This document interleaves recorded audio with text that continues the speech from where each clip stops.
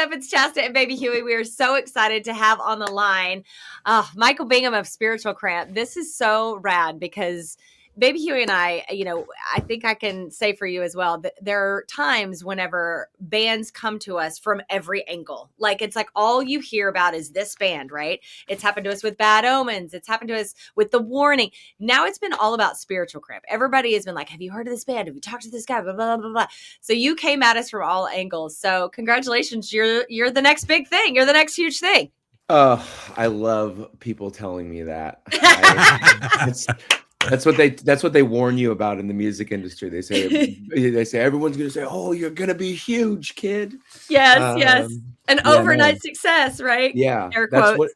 That's what we are. We're an overnight success. Exactly. You just started yesterday. Yeah. It's offensive too when people say that, because you're like, yeah, okay, there's no work at all that's gone into this. We haven't bled and blood, sweat, and tears into this band for years. But yeah, sure, we just made it. So I'm not saying that. I understand the work that goes into what you do. Of course. I appreciate the compliment. It's so wonderful that that is, how you feel, that you feel like it's, because that, I think it speaks to, because, look, we've been a band for 9 years. We've really been, we really started taking it seriously in 2023 is kind of that's when it feels like everything kind of shifted. But, it's so wonderful to hear that feedback, and be like, oh, it's coming at us from all angles. It's like, oh, amazing. That's what you want for something you pour so much yourself into. Absolutely. Well, that's the thing for Chasta and I, Michael, we are, the bone, the rock of the Bay. So we love anytime we can support a Bay Area hometown band in any capacity. So the fact that the buzz just locally for you guys, it's been amazing. So first off, just want to tell everyone, Spiritual Cramp, Bass Drum of Death, Fentanyl, and Johnny are all going to be at the Great American Music Hall in San Francisco this Friday, March 20th. So get your last minute tickets over at gamh.com and check out the new album, Rude. First off, man, just thoughts on hometown show, Great American Music Hall, legendary venue. Great venue. Yeah, totally. It's so exciting to. I think I said this the other day to someone, but what is exciting to me is that it feels like the right time for our band to even be able to play a 750 cap room, that's exciting. When we started, all we wanted was just to be able to open up in a room bigger than 300 cap, whatever. And so I think that the fact that it feels like that is the appropriate, it's I think there's 16 tickets left for the show right now, and there's going to be a 100-person guest list, and the fact that we're going to have 800 people in the room in our hometown, it's that's really exciting, and I feel a lot of gratitude for that. And it's exciting. It's, it's kind of scary, it's oh man, I hope we play good. There's going to be a lot of old friends in the room and who have been supporting the band since we started. And, I want it to be a good experience for them. And, but most importantly for me, it's all about me. Yes, absolutely. Totally. No, I truly appreciate and love your vibe. We were talking about this actually before you hopped on. You're a really cool spirit. I could tell immediately. You did an interview with one of our dear friends, Matt Pinfield, and you were talking about we know and love Matt. We love Matt. Yeah, he's the best. Yeah. I mean, who doesn't? But you were talking about former members of Spiritual Cramp and how, it was an evolution, I guess, is the best way to say it, because going back to the overnight success of it all, it is lifting an actual mountain to try to get a rock band up and running and actually profitable in any kind of way. And so some people had to leave and other people came out. And that evolution, it's beautiful that those people are still in your lives. They still come to your shows. They're on an album, in the background. It's really, it's a cool thing. Yeah, they will all be at the Great American Music Hall for sure. They were all like, "Where's our table?" Yeah, exactly. You built in your own fan base right there. That, growing up, I did watch. I got to learn a lot through watching other people's bands, and how it is, right? Not everything everyone does is perfect. And as I was growing, I did get to watch other bands, go through a lot of member changes, and I always thought to myself, I always said, I have to make sure that no matter what, that like the people in my band always feel respected by me and feel Yeah. seen and feel communicated with, and I've worked so hard at that. I think that goes into like people pleasing a little bit, but Mm-hmm. at the end of the day, what's the most important thing to me is being the kind of person who people can, if they need to leave the project, which happens, they can be like, yo, like that guy treated me good the whole time, and Okay. I care about that more than I care about being big, Well, but that's the shit that matters and Yeah. lasts. That's legacy. That's your core of who you are. That yeah, matters a lot. totally. I was gonna I want to be big, whatever, but like what I want is my day ones to always speak highly of me. Mm-hmm. And yeah. I was gonna say, that's awesome for you to say that, because you don't want to burn any bridges in this industry at Yeah. any level of the band where they're at this point in their career.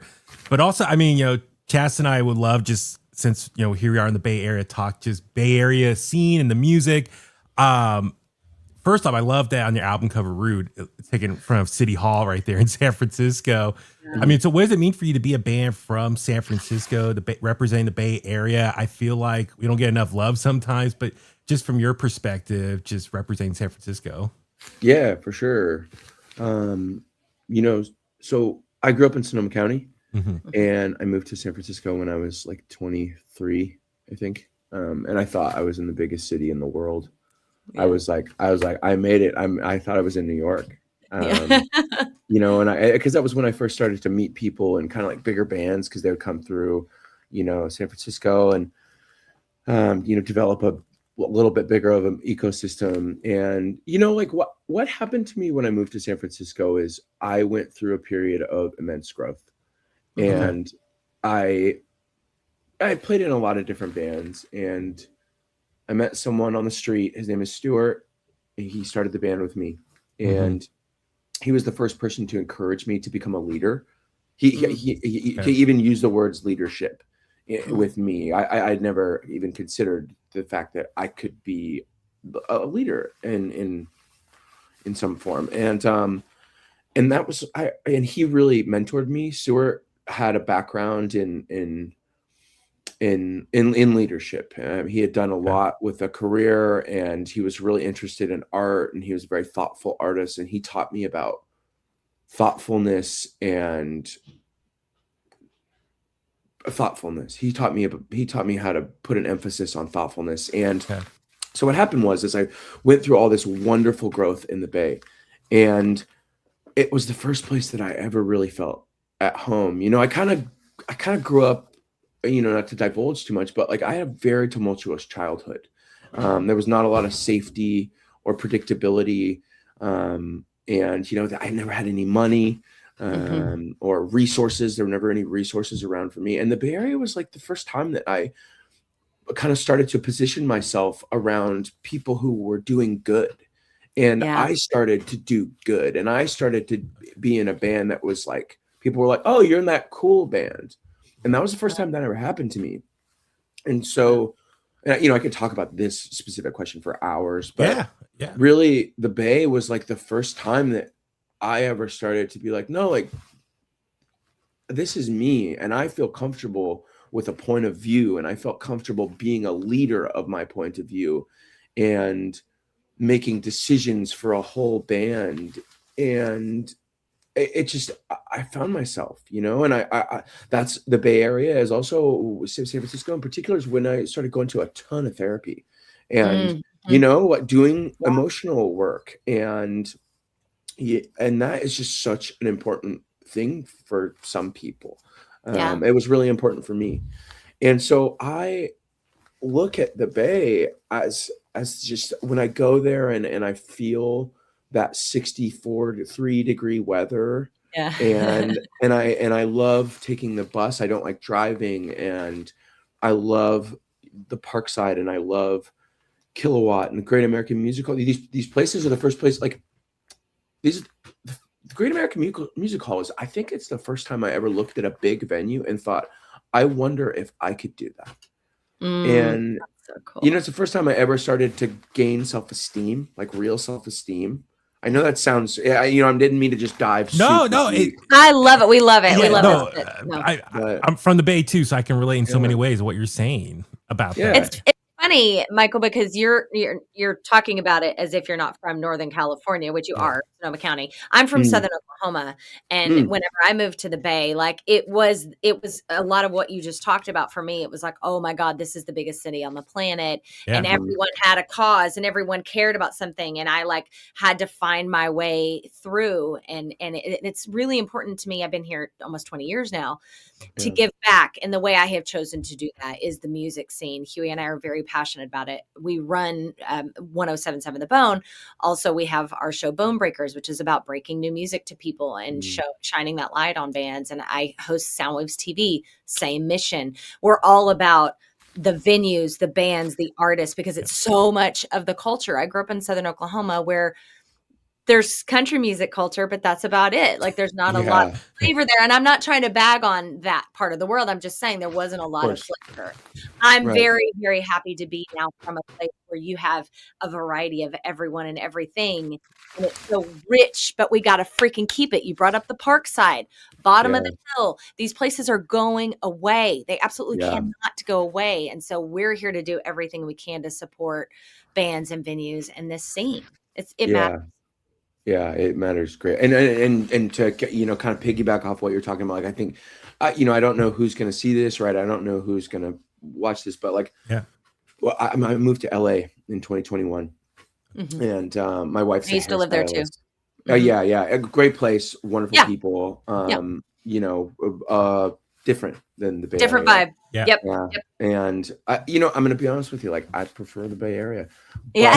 but my wife, who is truly like the person who keeps me propped up, Mhm. Mhm. I would not be here if it weren't for her, and she needs to be there. She's called to be there, and but I don't rep that city.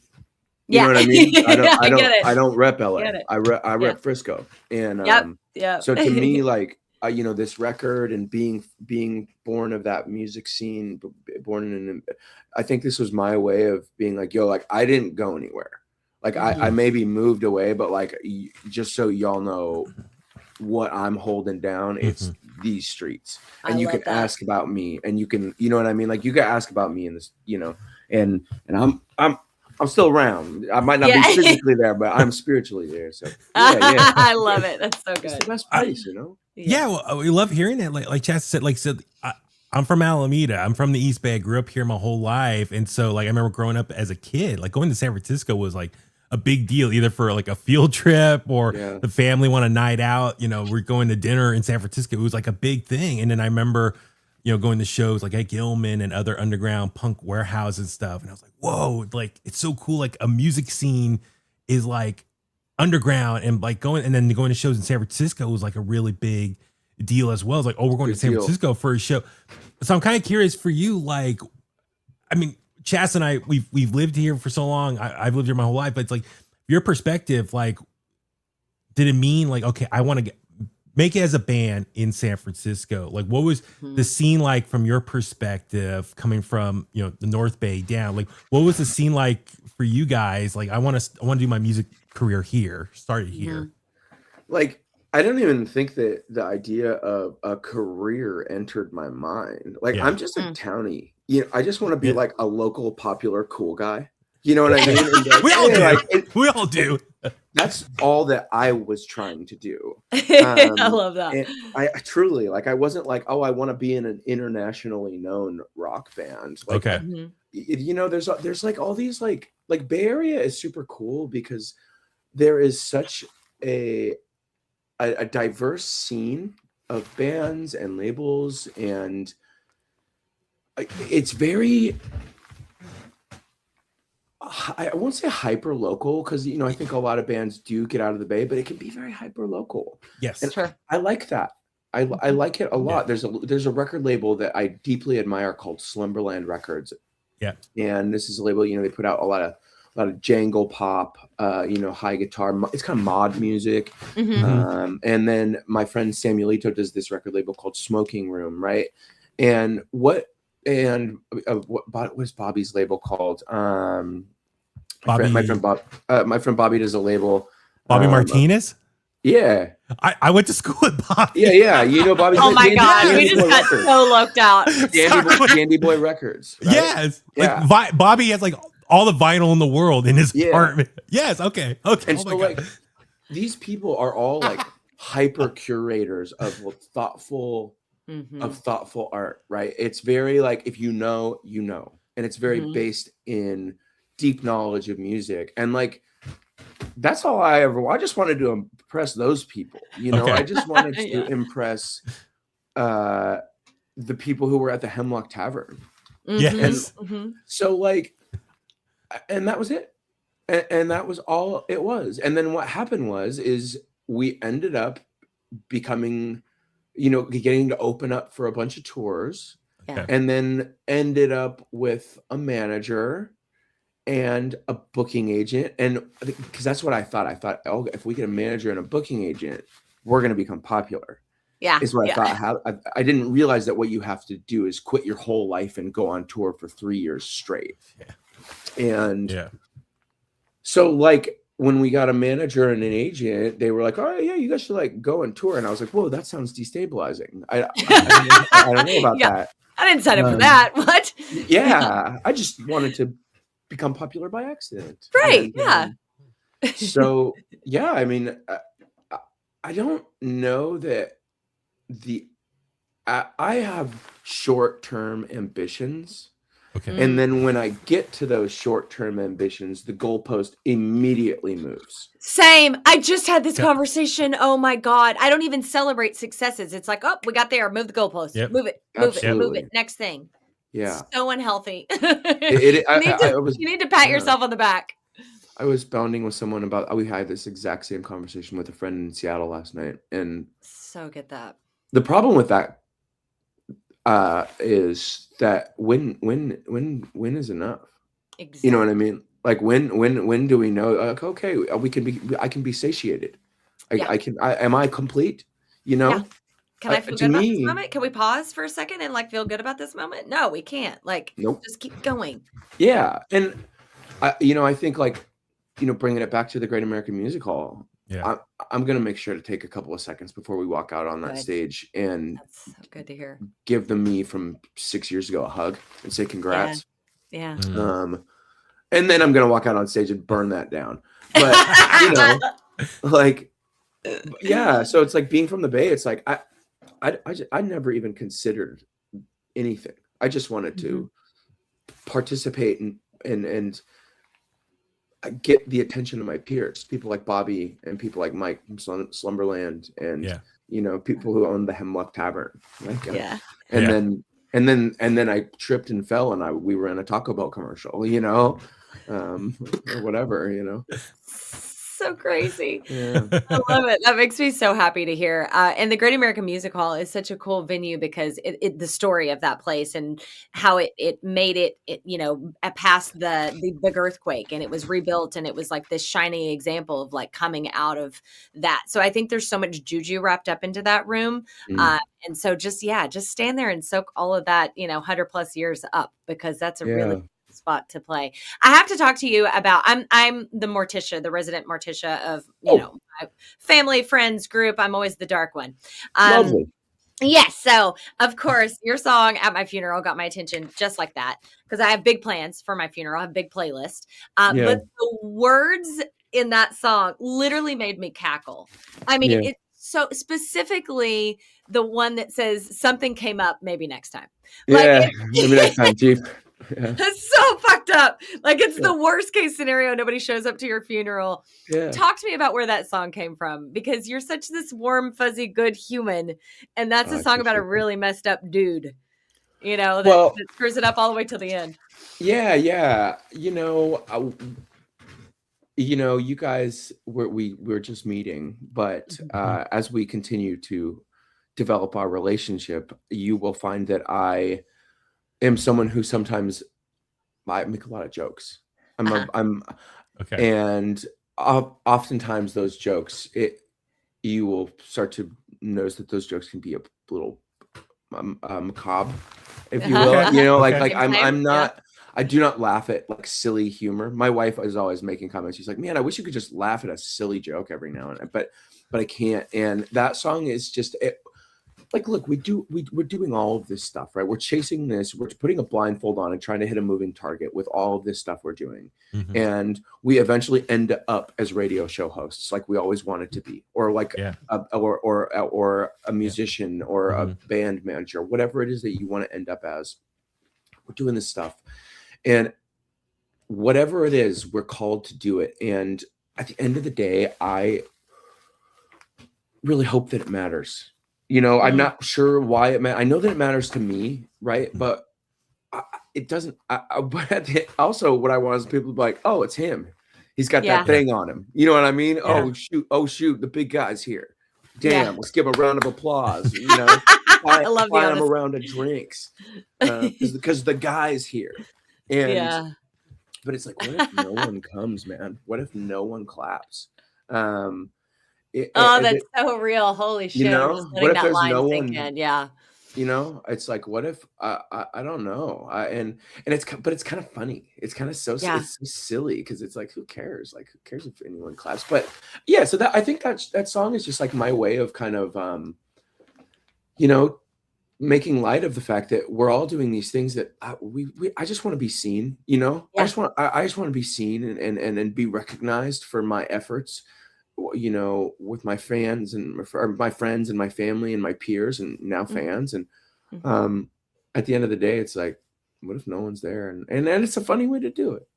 It is. Yeah, it is a funny way to do it. Well, you're a Yeah. musician, so lucky for you, after you're dead and gone, your legacy continues in music. Yeah. That's one of the things I have always been jealous of in musicians, and I'm not a musician, is like your story keeps going. Maybe that's why we do podcasts and host shows and stuff, because that shit lasts for a long time Yeah. too. It's I always don't staying on know. YouTube. Yeah. Yeah. YouTube, stick around or our legacy dies.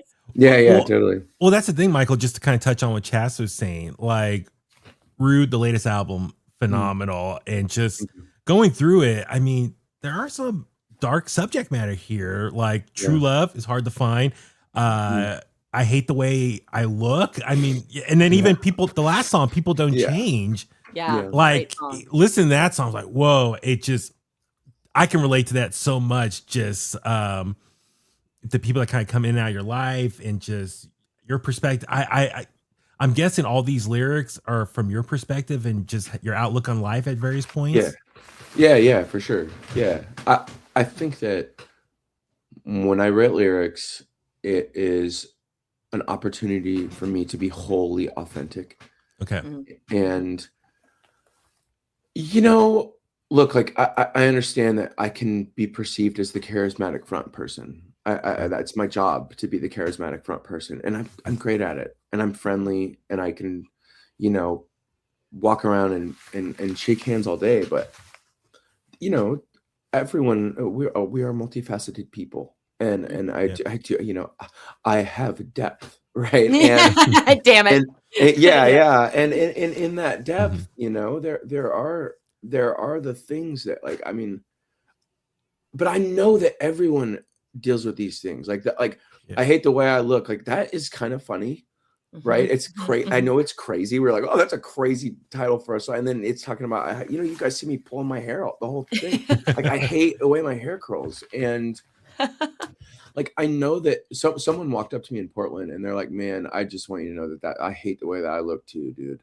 And, you know, wow. like, I don't hate the way I look every day, all day long.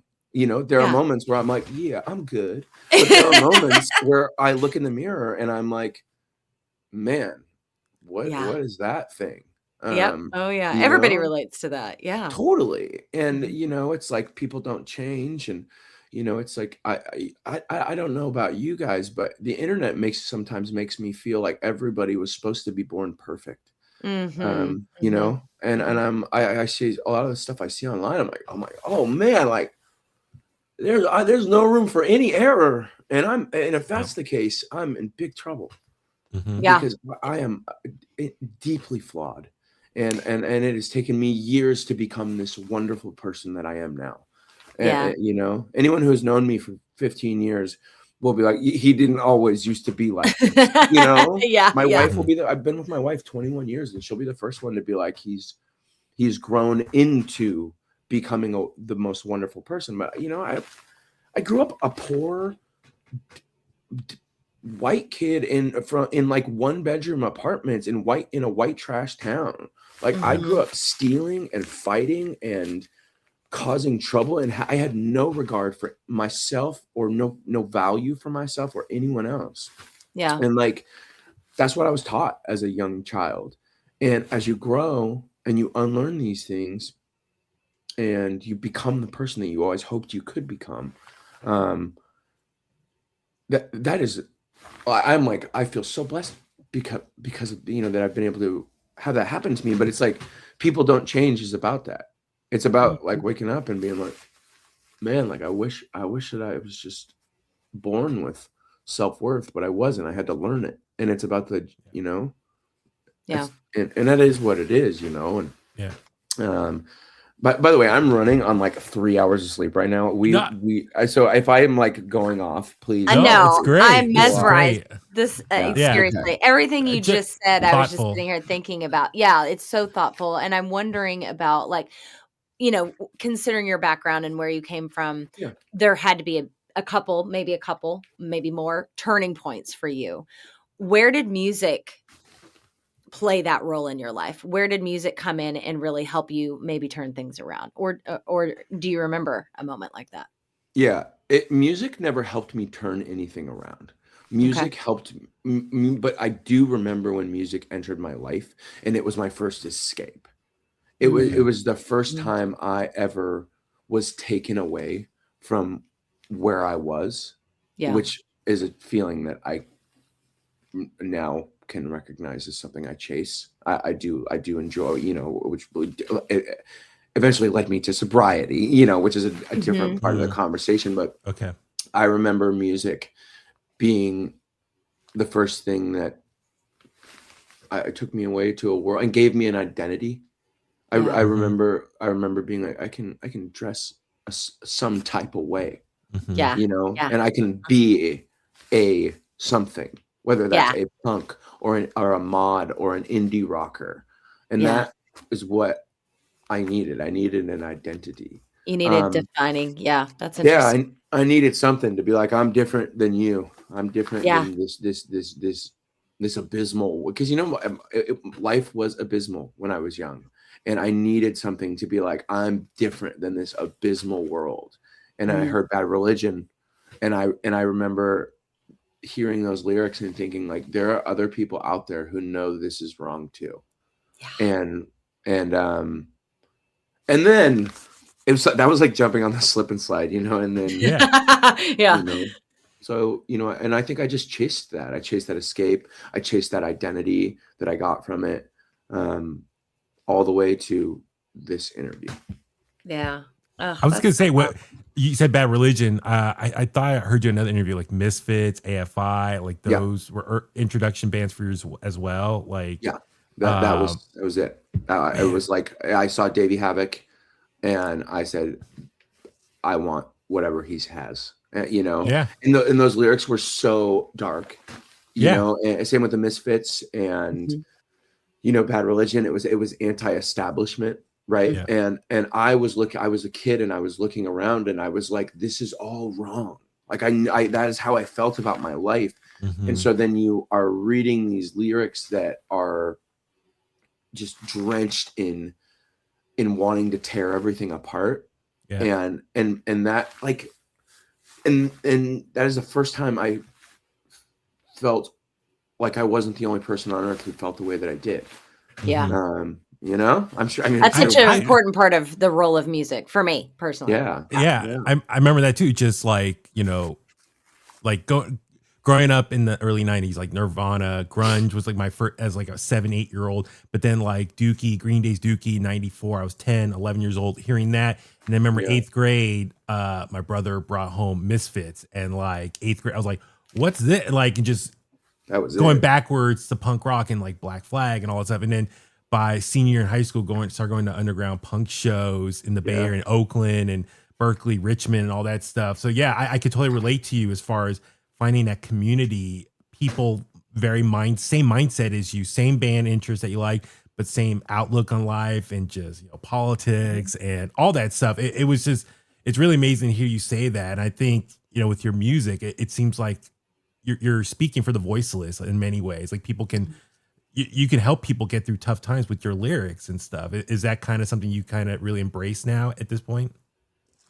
I think that the idea of speaking for anyone is, what I am, I think, more focused on is speaking for myself. Okay. And then allowing people to connect with that how they want to. Yeah.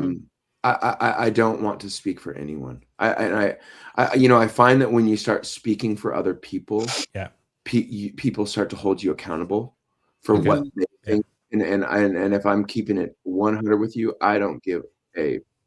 Are we going to be on? Go for it. You're fine. I don't give a shit what anyone wants me to say or how they think I should act or what they think I should embody. That's another thing. It's like people are like, there's this culture of access right now, or there's this hyper access to everyone. Yeah. Which, it's like, oh, like, hey, like I saw that you had the red shirt on. We are not supposed to wear or whatever. It's like, I'm as liberal as they come, right? I'm not trying to be Republican coded here, but like, right. I'm not fucking speaking for anyone but myself. And if you relate to my lyrics, that's cool. And if not, have a nice day. But yeah, I once had an A&R talk. I got on a phone call with an A&R who was trying to sign this, and he said, I think you guys need to be a political punk band, and I think you need to go out there and speak for people. And I was like, I think you have called the wrong number. Have a nice day. It's like, at the end of the day, it's like, bro, you start trying to lead people. It's like, bro, I don't want to lead anyone. Like I want to live my own life, sweep my own driveway. And if you find inspiration in what I'm doing and you think it's beautiful and it makes you feel less alone, that is beautiful. And if you want to tell me about that, that's wonderful. Yeah. And, but at the end of the day, I got my grass I'm tending to. Yeah. I don't want to be like, that tree should be yellow. This should be, it's like, dude, like, and especially, again, we just met each other. We're just getting to know each other. But like, if you know me really well, you'd be like, you don't want to listen to him. You know what I mean? like my friends would tell you that I am not a leader of many. I'm just an artist. I love what you just said. There are so many problems that can be fixed in the world, right? We don't have enough time for any of that. And I've been telling myself and telling my family, we've had a lot of conversations about that, about tending to your own garden, quite literally, that this is what I'm going to try to fix right here. And then if that trickles down and attracts the right people, connects me with the right humans, then great, so be it. But as long as this is healthy, then I'm happy. And I think there's a lot of power in that. I swear to God, Michael, we could talk to you all day. This has been such an absolute delight. I am so thrilled that we found you. We found Spiritual Cramp. Like I'm mad that we didn't know about you 9 years ago, but here we are. You wouldn't have liked it back then. It was a little messier. So yeah. Okay. Fair enough. I was guys real quick. What was like some of the first venues you played with this band in the Bay Area? Yeah. Hemlock. Okay. Tavern. Yeah. Okay. First show we ever played was at the Hemlock. Okay. Fuzzy nights from that place. Yeah. Oh yeah. Good times, man. We did a Hemlock. We opened up. Where did we open?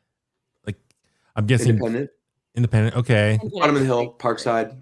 Kilowatt, Knockout, yeah, we played Knockout once. We never played. We didn't play Kilowatt until they reopened again after the pandemic. Gotcha. Okay.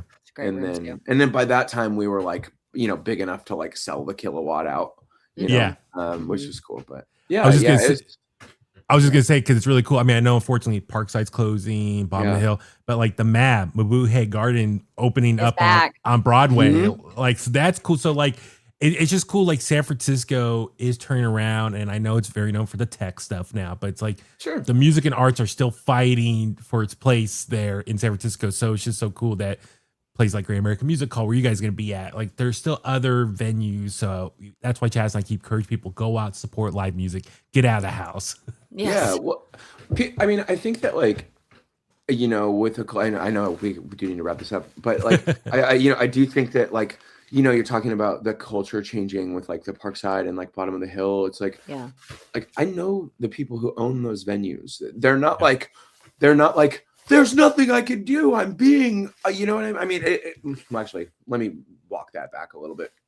It is unfortunate that they are closing and that we do not live in an economy that feels like those businesses can sustain them in a way that feel, you know, but it's like you said, it's like, that's how culture moves. Culture is rolling, right? Like while Bottom of the Hill and Parkside are closing, like you said, Mabuhay Gardens is opening back up, and Kilowatt is now becoming, you know, kind of an epicenter. And it's like, you know, I don't know if there are cultures in the world in any city that don't go through change like that. It's an ebb and flow. Yeah, it's an ebb and flow. Yeah, but yeah. I wish this city, I own a home in New Orleans, and the one thing I wish that this city could have that New Orleans has is the opportunity for an artist to just simply be an artist, to like pay your bills, you know, that would be able to play 5 nights a week and actually make a little coin. You know, it's nobody's getting rich on it by any means, but at least they don't have to hold down 5 jobs and then do this one band rehearsal a week, you know, like it's, I wish we had that. And that's what I hope for. If there were anything I could change about the city, it would be that. I mean, after having just spent, you know, 40 days traveling the United States, like there are many cities that like people are like, yeah, like I am an artist full time. I hustle all day, you know. In San Francisco, you're hard pressed to find people who are able to make that work. Yeah. It's true. It's unfortunate and true. Yeah, but it's the most beautiful city in the world. It is. It's got the best food. It's got. If the you're best gonna do culture. it anywhere, try it here for Dan. Try it here. Sure. Well, this conversation has been unbelievably great, and I am so excited to be able to ask you our final question that we always wrap up our interviews with. We were actually, Huey and I were just talking about Cameron Crowe right before you hopped on, because I'm reading Cameron Crowe's book. But my favorite movie of all time is Almost Famous, and the question that's asked in the last frame of that movie is, "What do you love about music?" I love the pause. That's perfect. The pause is always part of the answer. Yeah. It's just it's so thick.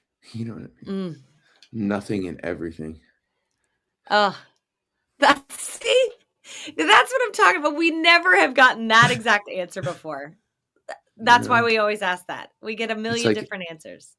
The answer is either I'm going to talk at you for another 24 minutes, or I'm going to try to pick one, you know. It's like, I don't know how to answer that. No, it's everything and nothing.